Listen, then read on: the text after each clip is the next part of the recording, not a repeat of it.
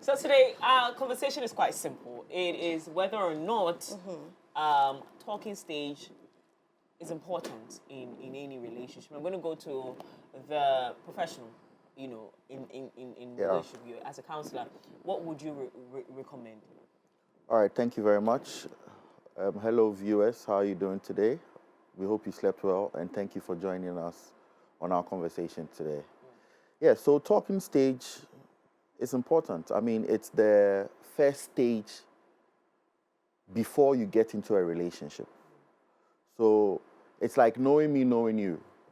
You understand? We rush into relationships without knowing whom we are dealing with, likes, dislikes. We rush into relationships with our emotions. But you see, the talking stage is supposed to help you know the category of person you're dealing with, to know if you are compatible or not, to know if, they get your love language, to know if you can be with them, to be able to identify red flags and see temperaments and all of those kind of things. So the talking stage is very, very important. It's like, what's it called? A phase where you check each other.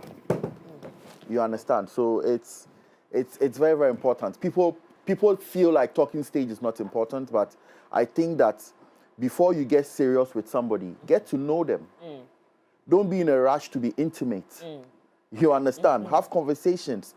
It helps you check your level of tolerance, your level of endurance, and also emotionally how you are able to hold yourself, discipline yourself. No, together. Together. Yeah. But Shuvaisky, and I hear you completely.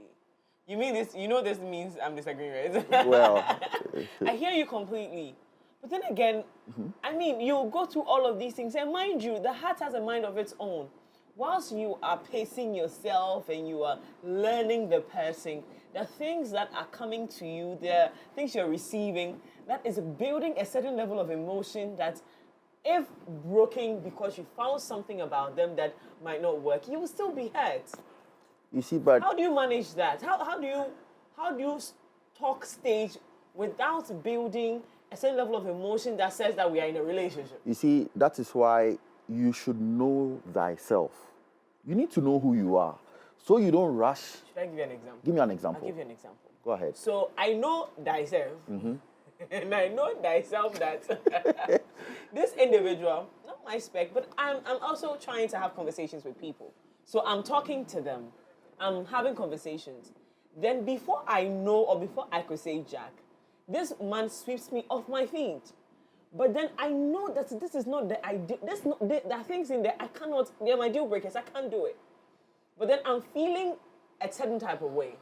I know thyself. Well, you see, you've allowed the person to sweet talk you. Sweet talk. Yeah, that's what it is. Actions. Because That's you who see, they are. No. You see, this is what it is. Yeah. What's your intention? You see the person. You know that this is not ideal. Yeah. This is not what I want. But you have allowed yourself. That alone is a red flag.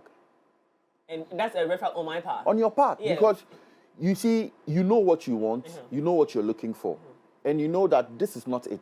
So it means that because they have won your heart, or you think that you're falling for them, or you're beginning to like them, it wouldn't be long. I bet it when you so. Because it's based on what they are doing that caught your attention. So once they stop doing that, it's clear, clear. But you see, if you naturally, willingly like and want them, it's not what they're doing, it's just who they are.